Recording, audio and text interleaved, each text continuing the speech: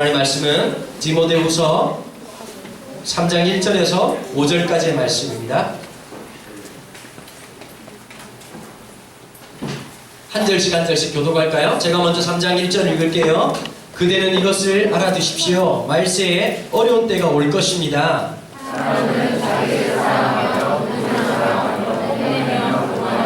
하나님을 모독하며 부모에게 순종하지 아니하며 감사할 줄 모르며 불경스러우며 무정하며 원한을 풀지 아니하며 비방하며 절제가 없으며 난폭하며 선을 좋아하지 아니하며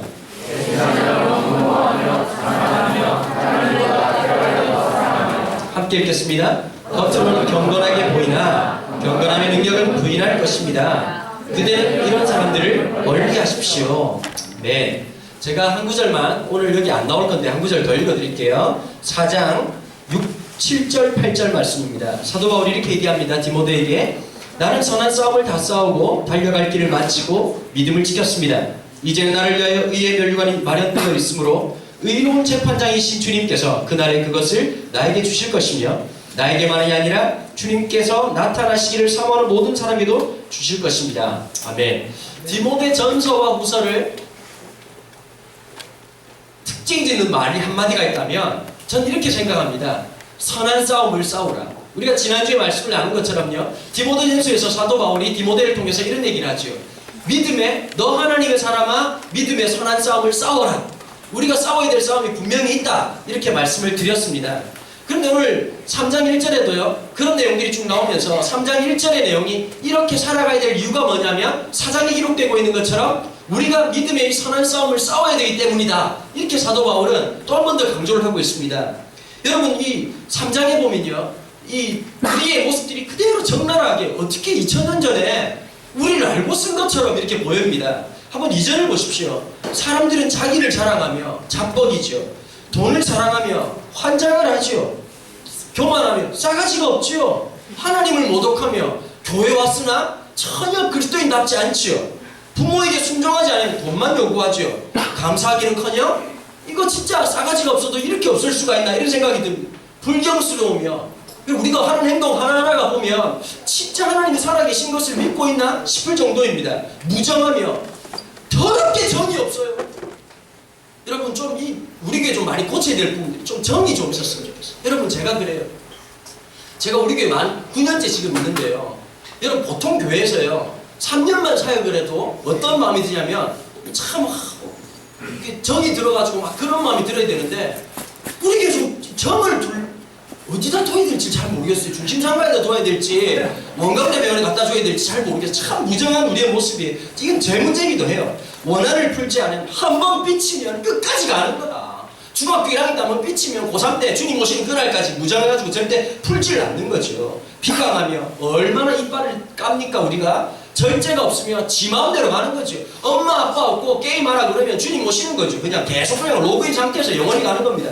난폭하며, 여러분, 행동하는 거 하나하나 보면 우리가 얼마나 거칠고 터프한지 모르겠습니다. 선을 좋아하지 않으면 선이 무슨 중요하겠습니까? 그치요? 내가 잘나면 되고 시험만 잘 치면 되고 시력이 좋든 실력이 좋든 둘 중에 하나만 좋으면 되지, 이런 생각하는 거죠. 배신하며, 친구 관계는 이용하는 관계지 의리를 지키는 관계가 아니잖아요. 그치요? 무모하며, 그냥 뭐 이럴 데가 없는 거예요. 그냥 가는 거예요. 그냥 고 하는 거죠. 자만하며, 자기 부스팅, 얼마나 교만한지 싸가지가 없는지 막 특별히 여러분 중학교 때 초기 때 많이 나타나는 현상인데요, 세상이 뭔지 잘 모르고 내가 대단한 것처럼 막 그냥 사람들 다 깔보고 쟤들은 막 이래서 저런 것 때문이야 막 그냥 사람들 얼마나 많이 평가하고 우리가 이빨로 그렇게 말하는지 몰라요. 하나님보다 쾌락을 더 사랑하고 하나님을 사랑하기보다 그냥 내한테 즐거움이 되고 기쁘고 행복하고 즐거우냐, 이게 훨씬 더 중요한 것이 되어버렸다는 거지요.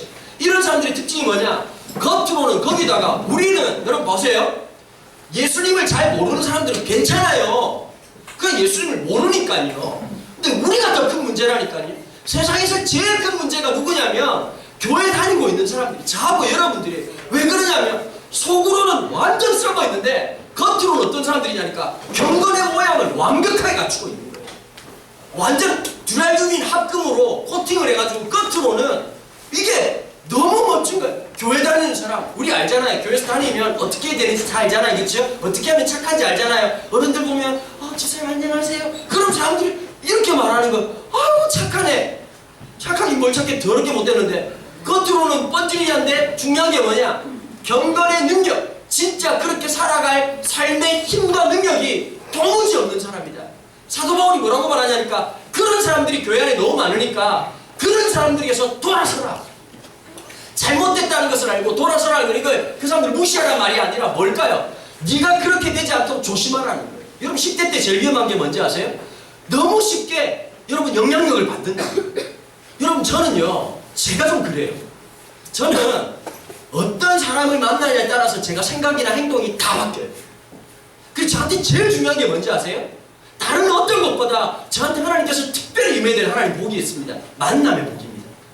왜냐하면 저는 쉽게 영향을 받거든요. 아마 제가요 10대 때 어긋나가지고 좀 이상한 애들 만났으면 제가 지금쯤 42살 처먹은 욕 잘하는 중년으로 되어 있을지도 몰라요. 그냥 술도 잘 처먹고 그냥 막 엉망진창으로 사는 그런 인간이 될지도 몰라요. 근데 하나님이 인생의 순간순간마다 어떤 복을 주셨냐니까 참 만남의 복을 주셨던 것 같아요. 전 늘 기대가 있거든요. 이번에 또 어떤 일을 통해서 누구를 만나게 하실까? 또 누구를 경험하게 하실까? 또 어떤 하나님의 사람들을 만나고 알고 깨달게 해주실까? 그런 기대가 굉장히 많습니다. 사람을 통해서 저한테 주시는 복이 참 많거든요. 그런 연약한 자는 특별히 여러분, 이게 10대의 특징입니다. 여러분들 친구 관계를 보면요, 친구를 보면 그 사람을 압니다. 어떤 사람들하고 몰려다니, 그러니까 어른들이 가끔씩 이런 말 할 때 짜증나잖아요. 너 친구 그런 애들하고 사귀지 마 라고 말하는 이유가 있습니다. 이해가 돼요. 요즘은 제가 어떤 마음이 이해가 되냐면, 우리 친구들도 이해가 되고요, 그렇게 말하는 엄마 아빠가 너무 짜증나는 것도 이해가 되고, 또 그렇게 말씀하시는 부모님도 이해가 되는 참 어중간한 세대에 제가 끼어 있는 것 같습니다. 왜 이해가 되냐면요, 여러분 그게 영향을 받게 돼서, 얘들아 바로 앞에 봐봐 목사님, 너네들도 금방 표가 난다니까. 누구 옆에 누가 앉느냐에 따라서 예배 태도가 확 바뀌어. 너무 쉽게. 그 어떤 애들 옆에 앉으면 완전히 뭐 그냥 블랙홀을 만들어버리고 영적인 공동화 현상을 일으키는 그런 사람들이 있다니까요. 그냥 멍 때리고 앉아있다가 그냥 가버리는 사람들이 있다니까요. 우리가 그렇게 대단한 존재가 아닙니다. 영향을 받습니다. 근데 어떤 영향을 받느냐가 진짜 중요한 거예요. 여러분 이 부분들을 보면요, 사람들이 이렇게 말하는 거예요. 다 그렇게 하잖아요. 이 사람들도 이렇게 하고 저 사람들도 저렇게 하잖아요 하고 그렇게 살아버리니까 무능력하고, 거기다가요 대량 생산으로 만들어지니까 어떤 특징이 있을까요? 이런 사람들이 그리스도인이라고 그냥 두랄림임 합금으로 딱 칠해버리니까 사람들이 우리를 보고 손가락질하는 거란 말이에요. 하나님이 원하는 사람은 뭐냐면 힘들고 어렵지만 믿음을 살아가는 사람. 정말 어려운 게 뭔지 아세요? 여러분 제가 애를 쓰는 게 하나 있습니다. 10대를 살아간다는 게 이거 미션 임파서블입니다. 불가능합니다. 여러분 좀 한번 봐보세요. 여러분들 스스로 살아가는 것도 쉽지 않잖아요. 그렇죠? 또 말기 못 알아듣는 척하지.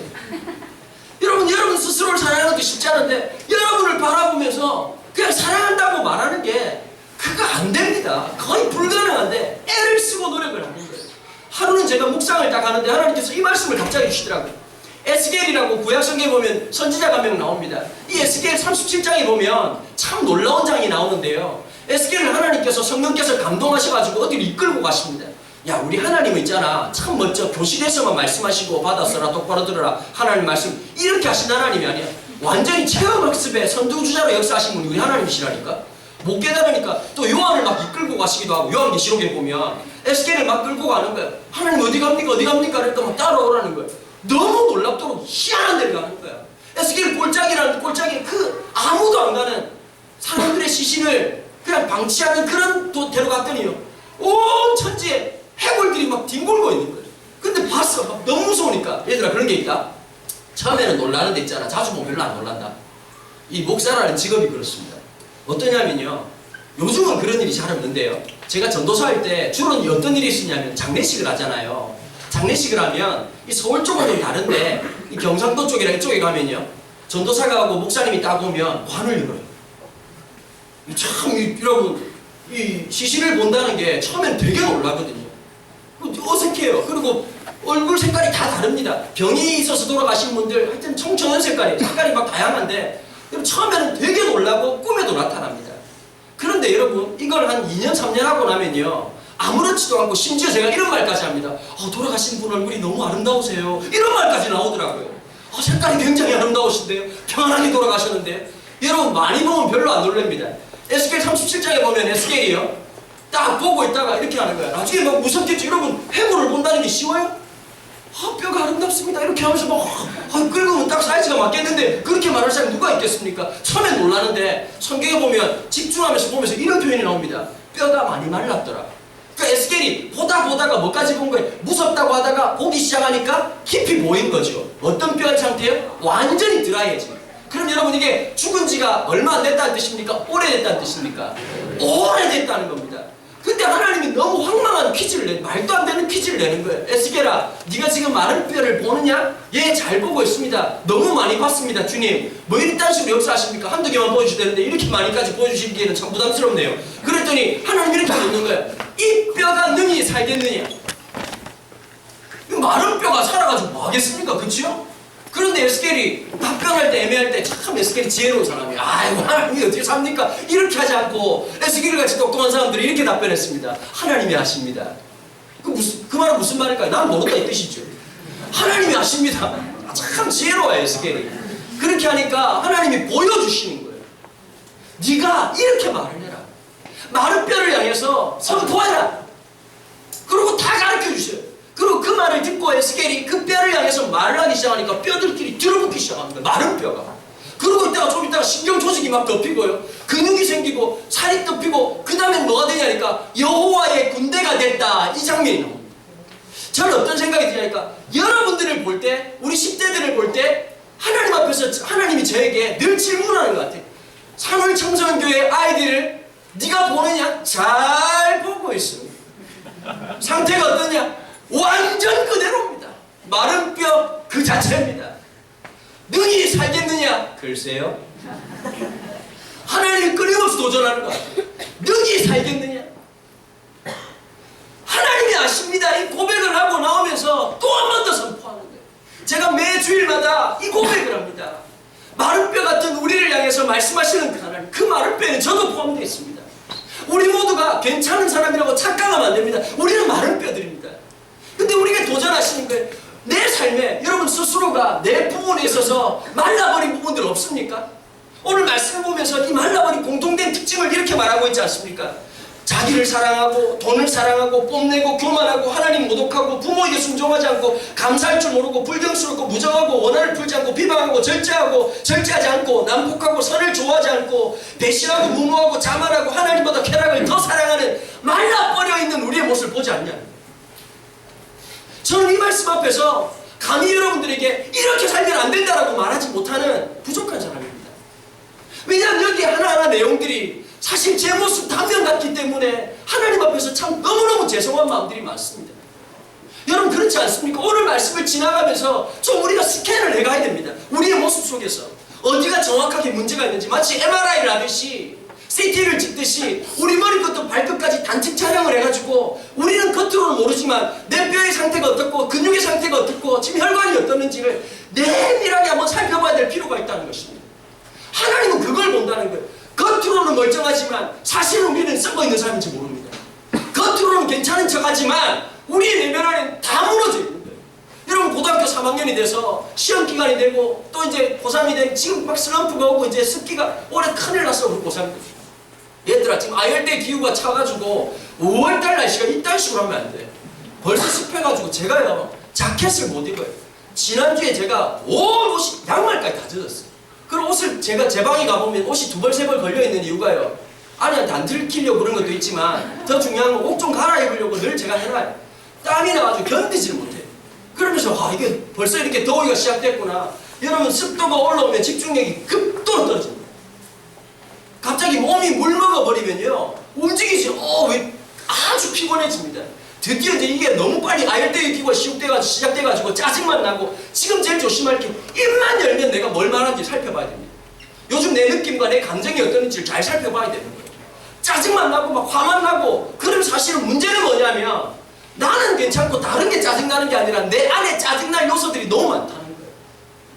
내 부분들이 너무너무 많은 문제들이 안고 있다는 것을 까맣게 잊고는 상대방에게 전가해버리는 거예요. 여러분 자주 많이 하겠죠. 엄마 때문이야. 너 때문이야. 짜증나 죽겠어. 여러분 그 말을 하고 있는데 여러분 스스로는 어떻습니까? 여러분 오늘 이 말씀 앞에서 하나님의 관점은 다른 데 있는 게 아니라 오늘 이 자리에 앉아있는 여기 앉아있는 한 명 한 명을 향해서 하나님 보고 계시는 거예요. 우리를 보고 계시는 거예요. 우리는 다른 사람을 보면서 나를 회피하고 나를 피하려고 하고 있지만 하나님의 관점은 정확한 거예요. 우리의 삶이 어떻는지 좀 살펴봐야 됩니다. 내 모습이 어떻는지를. 그리고 요즘 나타난 현상이 어떤 것들입니까? 늘 이렇게 말하는 거예요. 마치 한국 사람들이 이래요. 어떤 사람이 문제를 일으켰다 이러면 막 욕을 하는 거예요. 막 씹고 뜯고 맛보고 즐기면서 막 그냥 그렇게 하면서 자기가 안 그런 척 하는 거예요. 마치 뭐하고 똑같을까요? 요한복음에 보면 간음하는 현장에 잡혀온 여자가 한 명이 있습니다. 여러분 성경에 보면 이 대단한 말이에요. 여러분 그때 뭐 CCTV가 있었겠습니까? 파파라치가 있었겠습니까? 그런데 그런 케이스를 잡아온 이 바리새인들이 탁월한 사람들이죠. 간음하는 현장에서 야 이거 보통 관찰력이 아니잖아요, 그죠? 가가지고 딱 잡아가지고 여자가 벌써 애들 남자애들 너무 상상했다 지금 표정들이 보니까 막 옷이 지금 막 엉클어져 있는 여자를 잡아가지고 막 씩씩거리면서 이 여자 어떻게 하면 좋겠냐고 막 손가락질하는 거예요. 근데 예수님께서 뭐라고 말씀하셨습니까? 모세 율법에 보면 이런 여자는 돌로 쳐 죽이라고 하면 당신은 뭐라고 하십니까? 했더니 예수님께 딱 한마디 죄 없는 자가 돌로 치라는 거예요. 여러분 거기에서 감사한 게 있어요. 죄 없는 자가 돌로, 잘 들으세요. 죄 없는 자가 돌로 치라라고 하는 그 말이 사람들을 바뀐 게 아니에요. 여러분 어떤 사람이 죄 없는 사람이 돌을 치라고 하면 무시하고 덜질 수도 있을 거 아니에요. 맞아요, 맞아요. 그런데 예수님의 말씀은 능력이 있었단 말이에요. 예수님이 그렇게 살았단 말이에요. 능력이 어디서 나오냐면 말이 아니라 삶에서 나오는 거예요. 그리스도인의 능력은요 명제가 아니에요. 옳은 말을 하고 바른 말이 없어서 세상이 어려워지는 게 아닙니다. 여러분 똑똑한 사람이 없어서 한국이 어려워지는 게 아닙니다. 뭐가 없느냐니까 삶의 능력이 없기 때문입니다. 그 자리에서 죄 없는 자가 돌로 치라고 하는 그 한마디를 하시고 예수님 너무 장난기스럽게 땅바닥에 엎드려가지고 그림을 그리셨어요. 글자를 그리셨어요. 뭐라고 썼는지 참 궁금하지 않습니까? 바리새인, 바보, 메롱 이렇게 했는지 모르겠어요. 뭐라고 썼는지 모르겠어요. 마이클 카드라고 하는 작곡자이자 신학학자인 그분이요, 이 땅에 쓴 글씨라고 하는 책에 보면 이 작가의 상상력을 가지고 써요. 뭐라고 썼을까? 유일하게 예수님께서 썼다고 하는 장면이, 글을 썼다는 장면이요, 그 장면밖에 없습니다. 그러면서 마이클 카드가 그 땅에 쓰신 글씨가 무엇일까를 막 추적해 나가는 그런 장면들이 나옵니다. 그런데 여러분 중요한 게 있습니다. 그런데 사람들이 다 나아갔습니다. 자기를 본 거죠. 그 여자를 봤는데 뭘 본 거지요? 자기를 본 거지요. 내 안에 있는 더러움, 내 안에 있는 음란함, 내 안에 있는 거짓됨, 내 안에 있는 비방과 모든 것을 보고 어떻게 했습니까? 돌을 던질 수가 없었습니다. 왜 던질 수가 없었을까요? 자기였으니까요. 거기서 멋진 장면은 진짜 멋지려고 하면 돌을 툭툭 떨어뜨리고 가는 게 아니라 자기를 쳐야 되는 거예요. 여러분 교회에서 필요한 게 뭔지 아세요? 이거예요. 그냥 거짓말 안 하고 그냥 남 욕 안 하는 것을 신앙의 표준으로 삼으면 되는 게 아니라 나를 쳐서 복종해야 되는 거예요. 그게 복음의 능력이에요. 사람들이 이렇게 생각한다니까요. 착하고 말 잘 듣고 욕 안 하고 그냥 열심히 사는 게 그게 하나님의 은혜가 아니라 제대로 깨달으면 내가 지금 쳐야 될 것은 나 자신입니다. 하나님 모세 율법에서 돌로 쳐서 죽어야 될 존재가 바로 난데 주님이 대신 죽으셨군요. 주님이 십자가에서 나를 끝까지 사랑하심으로써 그냥 나를 버리지 않으시고 나와 함께 하셨군요. 여러분 이게 바로 하나님의 위대한 사랑입니다. 그걸 주님께서 몸으로 살아가셨단 말이에요. 근데 우리가 그렇게 살아가지 않는 거죠. 제가 이번 주간에요 뉴스를 보다가 굉장히 기뻤던 뉴스가 하나 있습니다. 요즘 우리나라 아이들도 좀 많이 있는데요, 그 아베크롬비라고 하는 그런 그 옷을 만드는 회사가 있습니다. 미국에 좀 또라이들이 좀 많아요. 아베크롬비하고 타미라고 하는 브랜드를 여러분도 혹시 아실 거예요. 그 타미 만든 사람하고, 타미는요, 이 타미 히필거라고 하는 옷을 만들었던 이 회장은 심지어 이런 말을 했어요. 무슨 말을 했냐니까 나는 동양인들이 내 옷을 입는 게 싫다 이렇게 말을 했어요. 그 백인 우월자거든요. 그 사람은. 그 알고 입으세요. 그리고 아베크롬비 만든 애가 이번에 그렇게 말을 한 거예요. 자기는 여러분 미국 옷 사이즈를 보면요, S가 기본적으로 스몰 사이즈가요 우리나라 사람들 100보다 조금 더 큽니다. 미디움이 107 정도 됩니다. 미국 사람들 라지는요 120 정도 됩니다. 그 2X 라지는 우리 한 3명 집어넣어도 가능한 그 놀부, 그 흥부 스타일의 그런 옷들입니다. 사람을 몇 명 끼워넣어도 사이즈가 굉장히 큽니다. 그 사람들이. 그런데요, 아베크롬비 사이즈 혹시 아는 사람들이 있을 거예요. S가 우리나라 95보다 조금 작습니다. 뭐 옷을 뭐 알아요, 뭘 알지. 여러분 그런데요, 그 사장이 이런 얘기를 한 거예요. 자기는 뚱뚱한 사람들이 내 옷 입는 게 싫다는 거예요. 뚱뚱하고 그다음 또 이런 말을 했어요. 가난한 사람들이 내 옷 입는 거 싫다. 여러분 아베크롬비 외국 매장에 가면요, 런던에 가도 있습니다. 런던 매장에 런던 사람들이 자존심으로 삼는 데가 어디니까 쉐빌로우라고 하는 거리입니다. 쉐빌로우가 구성된 지가 400년이 조금 넘는 역사와 전통을 가진 영국에 있는 복식 문화를 만들었던 거리입니다. 그 거리 가면요, 장난이 아닙니다. 그 헉스라는 집에 들어가 보면요, 2층에 제복만 쫙 걸려 있습니다. 200년, 250년 전에 왕족들을 위한, 귀족들을 위한 그 옷들이 쫙 걸려 있습니다. 여러분 그 체크 무늬 아시죠? 버버리 체크 아시죠? 얘들아 지금 아주 중요한 걸 얘기하면 잘 알아들어. 그 체크 문양을 원래는 서민들이 입을 수가 없었습니다. 그 체크 문양이 뭘 나타내냐니까 자기의 계급을 나타냅니다. 자기의 가문을 나타내거든요. 근데 그걸 못 입고 있다가 왕족이 거의 폐지되면서 그 뭐 하여튼 뭐 귀족주의가 다 없어지고 나면서 어떻게 했냐니까 갑자기 그 사람들이 왕실에 납품한 사람들이 못 먹고 사는 거예요. 못 먹고 사니까 이걸 만들어가지고 서민들한테 팔았는데 서민들이 야 이건 귀족들이 입는 옷인데 돈만 주면 얼마든지 입게 되니까 이게 대박이 터진 거예요. 그게 체크무늬입니다. 그리고 레지멘탈이라고 해가지고 남자들 넥타이 중에요 이렇게 사선으로 그려진 게 있습니다. 거기 보면 문양이 적혀있는데 그 문양이 뭐냐면 집안을 상징하는 문양입니다. 그래서 일반적인 귀족이 아니면 그 넥타이를 멜 수가 없었는데 그게 다 없어지면서 그래가지고 선풍적인 인기를 얻게 된 거예요. 체크 무늬 하나조차도. 어쨌든 그 막 그냥 멋진 그런 400년 500년 동안 된 거리에서요 사람들이 장난이 아니에요. 그 뭐 엄청난 그 기술을 갖고 있는 사람인데 그 바로 옆에다가 뭘 만드느냐니까 미국에 그 아베크롬비 매장이 들어와 버렸어요. 아베크롬비 가면요 여자들이 좋아합니다. 왜 좋아하냐면 점원들이 다 우통을 까고 있습니다. 우통을 까는데 우리처럼 뭐 저주받은 사람들이 아니라 신이 내린 몸에 기본적으로 식스팩에다 남자들이 막 여자들이 자지러지는 거예요. 전부 다 점원들이 hello? 이러고 남자들이 나오는데 몸이 막 우통을 셀 다 까가지고 몸이 끝장난 애들이 한두 명이 아니라 한 20명 정도가 거기서 뭐 향수도 팔고 뭐도 파니까 여자애들이 막 그런 남자들이 이쁜 옷이라고 이렇게 하니까 정신을 못 차리고 이것도 주세요 저것도 나올 때 되면 봉다리를 얼마나 들고 나오는지 그 남자의 전략이. 그래서 뭐냐면 그런 남자들 그런 여자들만 입으라는 거죠. 가난한 애들 입으면 안 된다 이렇게 하니까요 막 난리가 났어요. 뭐 SNS에다가 뭐 욕을 하고 난리가 났겠죠. 그런데 멋진 청년이 하나가 딱 그 소식을 듣자마자 어디로 가냐면요 굿웨일이라고 하는 그런 그 미국에는요 중고품 파는 데가 있습니다. 어떤 곳이냐면 이게 기독교 NGO입니다. 어떤 사람들이냐니까 여러분 좀 잘 사는 사람들도 있을 거 아닙니까 교회 안에도 그죠? 그분들 중에서 소위 말하는 명품 물품을 쓰다가 보면 또 이렇게 지겨워지잖아요. 다 받아요. 공짜로 받습니다.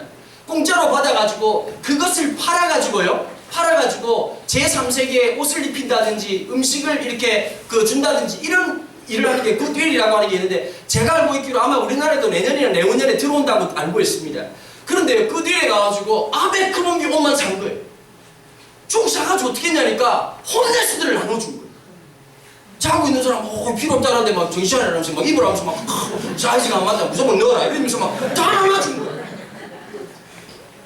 저는 그걸 딱 보는 순간 오늘 말씀을 설교를 준비하다가 갑자기 이 생각이 들더라고요. 이게 선한 싸움이다. 욕만 하고 자빠져가지고 있는 것이 아니라 오히려 반대되는 모습이잖아요. 그치요? 이게 뭐냐면 권투로 말하면 카운터 펀치예요. 여러분 위대한 지난 복싱 역사에 있어서 여러분들도 아마 보지 못했지만 유명한 선수가 있습니다. 무하메드 알리라고 하는 선수입니다. 그 선수가 명언을 남겼지요. 뭐라고 말했죠? 나비처럼 날아서 벌처럼 쏘아라. 이 뭐 하는 게 없어. 옷을 하나, 권투를 하나, 스포츠를 하나. 떼통하는 게 없어요. 그런데요, 여러분 알리라고 하는 선수의 복싱 스타일이 어떠냐니까 전형적인 아웃복싱입니다. 인파이트가 있습니다. 마빈 해글러라고 하는 아주 유명한 선수 있습니다. 머리 빡빡 밀고 미들급의 황제였다는 별명이 있는 선수가 있습니다. 마빈 해글러 같은 경우에는 전형적인 인파이트입니다. 인파이트의 특징이 뭐냐면 계속 맞아도 돌진이 계속 패는 거, 죽을 때까지 패는 거예요. 그런데 이 알리는요 보통은 이 헤비급 선수들은 무겁기 때문에 스피드가 없습니다. 무조건 돌려가는 스타일인데 알리는 얼마나 몸이 민첩한지요. 그러니까 나비처럼 날아가지고 벌처럼 쏜다 그러면서 뱅뱅 돌고 또래 기질도 많고 쇼맨십도 많고 이런 선수였어요. 막 들어와봐라 이러고 막 그냥 헤비급이 할 수 없는. 그런데요, 아웃복싱을 하다 보면 상대적으로 많이 맞게 됩니다. 맞게 되는데 알리의 전매 특허가 뭐냐면 기가 막히게 맞는 척 하다가 한 방에 끝냈거든요. 맞는 척, 그 선수가 때리다가 보면 훅을 날릴 때 여러분 이쪽으로 날리면 이쪽이 비겠죠, 그렇죠? 그래서 어떻게 하냐니까 오는 방향으로 반대편 방향으로 한 방으로 끝내버리는 펀치를 뭐라고 하냐니까 카운트 펀치라고 얘기합니다. 그리스도인이 뭐가 있어야 되냐니까 여러분 학교 가면 힘듭니다. 좀 손가락질 당할 거예요. 저 예수 믿는 사람 살아가면 좀 바보 취급도 당할 수 있어요. 잔펀치를 많이 맞습니다. 근데 우리가 진짜 날려야 될 주먹이 있습니다. 뭘까요? 믿음의 주먹입니다. 그냥 비방하고 끝나버리는 게 아니라 딱 보면서 제가 소름이 돋더라고요. 야, 우리 서울 청정교회 아이들이 이런 믿음의 카운트 펀치를 하나씩 준비했으면 좋겠다. 근데 사람들이 돈에 미쳐 날뛸 때 진짜 기뻐하는 거지. 사람들이 그냥 막 승진 1등 막 그러고 있는데 하나님의 영광을 위해서 지방으로 내려갈 수 있고 그 자천하기도 하고 또 사람들을 위해서 헌신하고 수고하는 모습들을 보임으로써 이 세상 앞에서 영적인 스피리추얼 카운트 펀치를 날리는 거죠. 여러분, 그래서 여러분 훈련되고 준비되고 여러분 하셔야 되는 거예요. 여러분 공부해야 될 이유가 거기에 있는 거예요. 최선을 다하세요. 여러분 진짜 하나님 앞에 지혜를 구하세요. 꾸짖지 않으신 하나님께서 주실 거예요. 하나님 영광을 위해서 헌신하세요. 그럴 때 하나님께서 여러분들 통해서 이 세상에 날릴 마지막 비밀 병기로 여러분들의 그 영적인 카운터 펀치를 사용하실 줄로 저는 믿습니다. 좀 약할 수 있습니다. 좀 부족할 수 있습니다. 하나님이 쓰십니다. 여러분 제가 또 한 명을 소개해 드릴게요. 야구를 제 설명을 듣고 야구를 보면 재밌을 겁니다. 삼성 라이온즈가요, 동점이거나 지금 역전을 해야 될 상황이 7회나 8회쯤 오면 느닷없이 발 느린 선수들을 뽑고 대주자를 넣습니다. 대주자를 넣는데 그 선수를 여러분 주목해서 잘 보십시오. 한 명만 씁니다. 그 선수 이름이 강명구라는 선수입니다. 아마 여러분들 잘 모를 겁니다. 왜? 똑똑한 애가 있네 우리 교회. 그 친구가 올해 33살입니다. 그런데요, 작년 한 해 동안 타격을 한 번도 못 해봤습니다. 수비를 한 번도 한 적이 없습니다. 뭐만 했냐니까 대주자만 했습니다. 대주자 해가지고 작년에 몇 번의 스틸을 했냐면 여러분 2루까지 가는 거 도루 있지 않습니까? 도루를 86번 했습니다. 올해도 지금 대주자로만 나와가지고 6번 도루 해가지고 6번 다 성공한 100%의 사람입니다. 여러분 그런데 강명구가 여러분 야구 선수로서 비참하지 않습니까?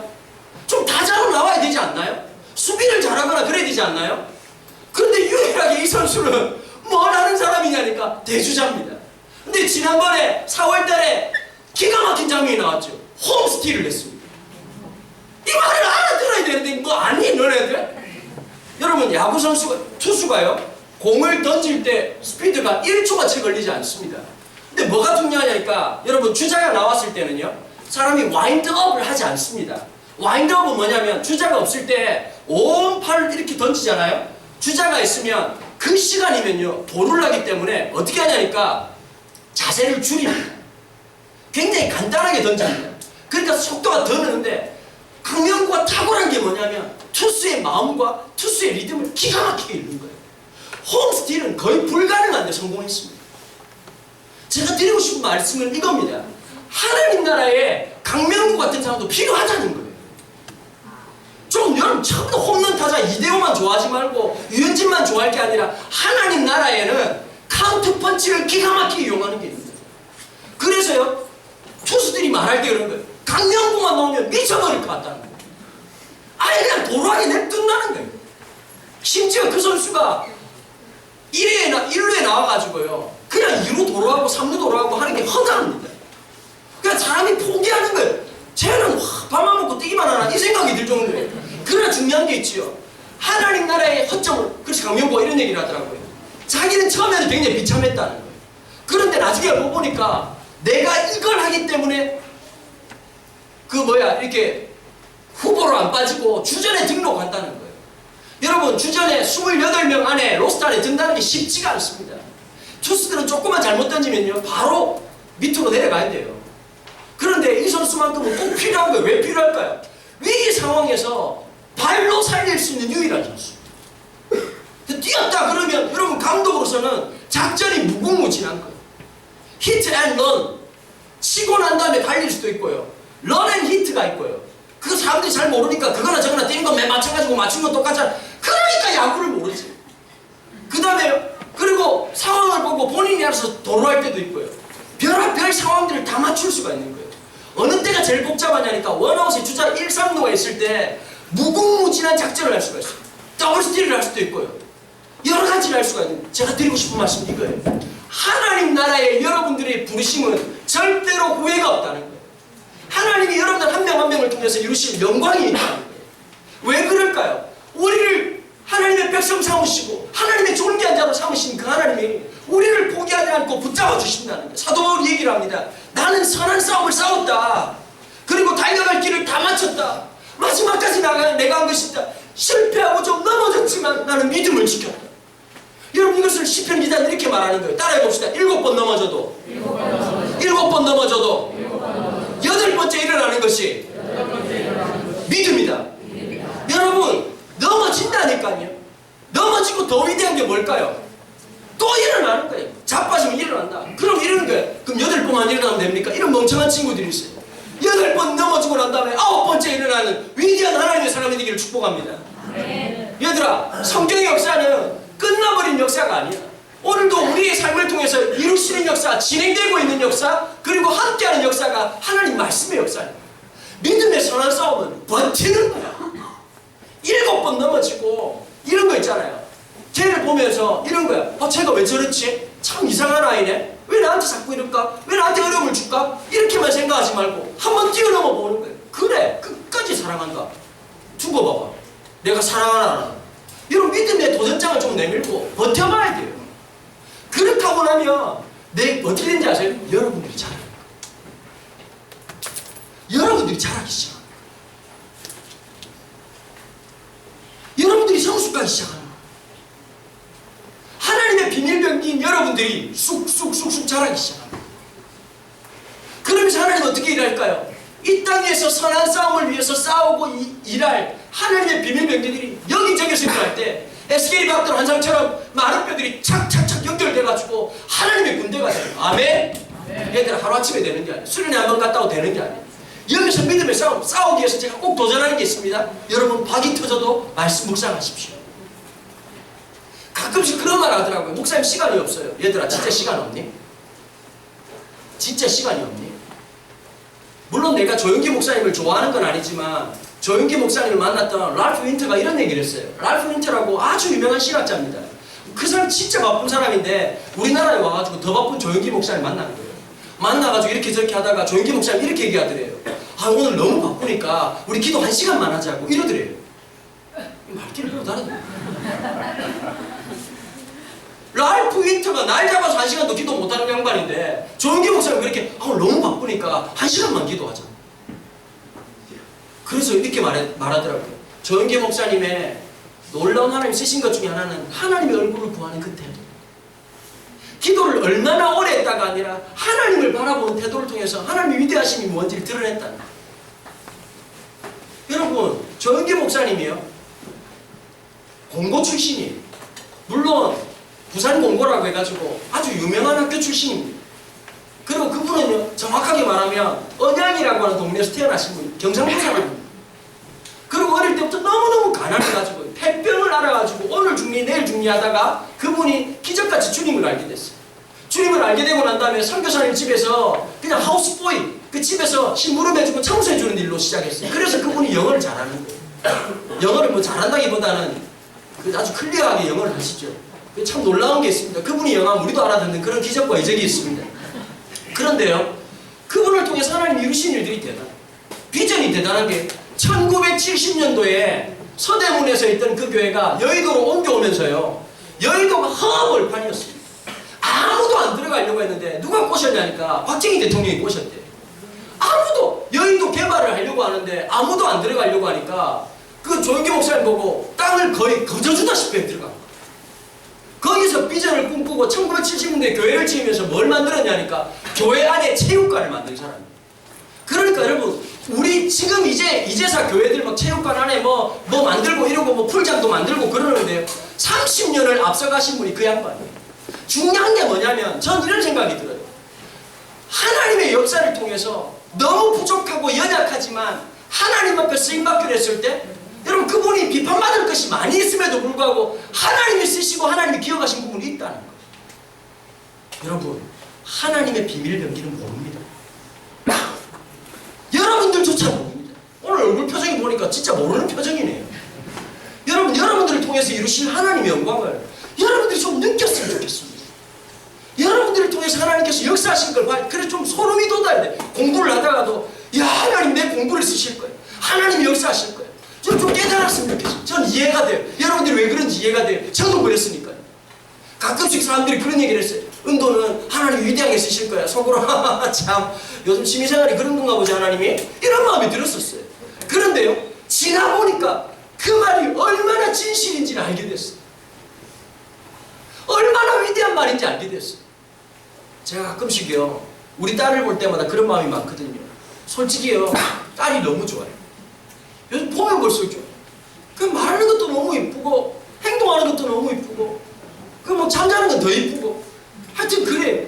근데 이번에 생일이었거든요. 우리 딸이. 근데 우리 딸내미가 얼마나 성격이 쿨하냐면요 지 오빠가 카드를 써줬어요. 카드를 써준 게 이 오빠도 참 좀 덜 된 놈이지. 지 딸 동생 위해서 쓴 게 아니라 원래는 뭐 선생님 거 써주다가 그림이 잘못 나왔다 이래가지고 갑자기 동생으로 그래고 뭐 써줬어요. 신혜가 흥분을 해가지고 오빠가 준 카드에 너무 좋아가지고 카드도 막 희한하게 그린 건데 뭐 오빠가 카드를 주고 뭐 또 신원이가 글을 잘 써요. 뭐 오빠가 더 잘해줄게 뭐 같이 놀아줄게 그 말 뭐 좋아 흥분 오빠가 카드를 줬다. 그러더니 얘가 다 부러져가지고 초딩이 할 수 없는 말을 하더라고요. 생일 선물 필요 없다. 우리한테 선포했어. 카드만 써와라. 그래 제가 또 카드부터 썼어요. 또 예쁜 카드 뽑아내가지고 막 글 쓰고 그래가지고 했는데 더 놀라운 게 그 뭐 필요 없냐 그러니까 간식 하나만 사주면 된다. 우리 딸이 얼마나 저렴하고 착해요. 그러고 난 다음에 지 엄마가 그랬어요. 엄마가 너 맛있는 거 해줄게. 생일상 차려줄게. 뭐 하면 좋겠냐 그랬더니 애가 막 말할까 말까 이러더라는 거예요. 얘기해봐. 엄마가 뭐든지 해줄게. 그랬더니 귀에다 대고 이러더래요. 라면. 생일 잔치로 라면을 끝냈다는 거예요. 여러분 근데 제가 뭐에 가끔씩 속상하냐면 그런 거예요. 가끔씩 그래요. 애들이 놀린다는 거예요. 신혜가 뚱뚱해요. 그 애들이 뚱뚱하다 놀리는. 그래 가가지고 확 찢어버릴 거야 가지고. 막 얼굴에 확 하켜버리고 막. 그러면서 한마디 내가 목사다 이러면서 막 얼굴에 하켜버리고. 그러고 막 아주 나보네 막 아빠는 뚱뚱하잖아 이러는. 아니다. 어떤 놈이 새끼가 미워 뚱뚱하다. 돼지 같은 놈들. 이러면서 막 나를 쳤어. 또 막 때리는 거야. 난 이걸 잘 못해 아빠. 제가 얼마나 속상한지 몰라요. 아니잖아요. 잘할 수 있잖아요. 여러분 그 마음이 하나님 아버지 마음이라니까요. 너네들을 향해서 늘 그런 거. 저 상처받았어요. 친구들이 이래. 난 잘 못해. 공부도 잘 못해. 수학도 잘 못하고 제대로 하는 게 아무것도 없어요. 하나님이 여러분들을 그렇게 짓지 않았다는 거예요. 다른 부분에 얼마든지 잘할 수 있는 부분이 있는데도 불구하고 그걸 못 보고 하나님이 주신 그 아름다움을 못 보고 그 영광스러움을 못 보고 어떤 한 형제가요. 어떤 남자가요. 청년이 오래 사귀던 자매하고 교제하다가 헤어졌어요. 여자가 차 버리고 다른 남자하고 만나고 결혼한다. 그래 막 울면서 막 왔어요. 와가지고 내가 위로해줬어. 위로하면서 딱 한마디 했어. 그 친구가 이러는 거예요. 자기가 그 남자를 봤는데 너무 속이 상하더라고요. 너무 잘생기고 너무 멋지고 직업도 번번하고 그래서 자기가 잡지를 못했다. 그래 나 그래서 웃으면서 딱 한마디 해줬어. 그래 슬픈 거 이해된다. 나도 그랬을 때 있다. 이럴 때는 기도도 안 나온다. 목사님 기도가 안 나와요. 이럴 땐 예배 드릴 때 짜증날 거다. 맞아요 목사님. 이럴 때는 찬송도 안 나온다. 맞아요. 그럴 때는 우리 김광석 형님이 남기신 그런 걸로 위로받아야 돼. MP3 무슨 말 못 알아듣고 묵집을 못하지. 그러고 난 다음에 하나 기억해라. 그 여자가 전부가 아니다. 하나님이 두신 아름다움을 못 보는 여자라면 네 짝이 아니다. 야, 목사님 말하고도 멋지지 않냐? 하나님이 창조하신 너의 아름다움을 못 보는 여자는 네 짝이 아니다. 자매들 잘 들어야 돼.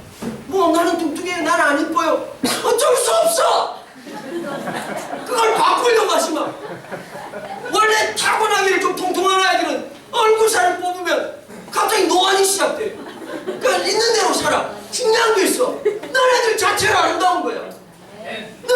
하나님 주신 아름다움을 못 보는 남자라면 그런 시기들은 만나지 마. 알겠니? 한 명이면 되잖아. 몇 명이면 되겠니? 한 명이면 되잖아. 둘, 셋 있어야 되니? 한 명만 나 사랑해주고 내가 같이 알면 되잖아. 맞아 안 맞아? 그리고 이렇게 말해주는 거야. You are so beautiful. 풀 중에 제일 좋은 풀. beautiful. 넌 진짜 아름다워. 하나님 주신 아름다워. 누구보다 아름다운 게 그건 상품이야, 상품. 맞아 안 맞아? 그거는 이마트 가가지고 요거 살까 저거 살까 이럴 때 하는 거야. 잘 들어 우리 자매들, 우리 여자친구 잘 들어야 돼. 남자가 나를 상품 취급하면 쌩까 뿌려. 궁디로 줘! 차버려. 그런 남자는 시리 같은 놈들이 필요가 없어. 나를 보고 나의 존귀함을 보고 그리고 하나님 주신 그 아름다움을 보고 마치 아담이 하와를 보자마자 사람들이 또 이렇게 말하는 사람이 있더라고. 아담이 선택이 없었다. 여자가 하나밖에 없어서 어쩔 수 없었다고 하더라고. 아담이 그렇게 손 낮은 애가 아니에요. 여러분 아담은 아티스트였어. 어떤 아티스트였지? 하나님 만드신 피조 세계를 보면서 이름을 붙여주고 학명을 붙여주고 야 이건 이렇게 아름답구나. 시각적인 눈이 뛰어난 사람들이. 잘 봐봐. 너네들 중에 물어볼게. 난 이상한 게 이쁜 게 눈이 잘 간다. 손 들어봐. 뭐 물건을 살 때 이런 거 이쁜 거 눈에 잘 간다. 난 살 때 기준이 이쁜 거다. 손 들어봐. 아니 말귀를 못한 너네들은 뭘로 사냐? 아니 잠시만 이 애들 좀 이상한가? 이쁜 거 안 사냐? 그 손을 들어보라고. 관절에 문제가 있네? 난 살 때 이쁜 걸 중요하지 않아. 목자들도 사람 들어보세요.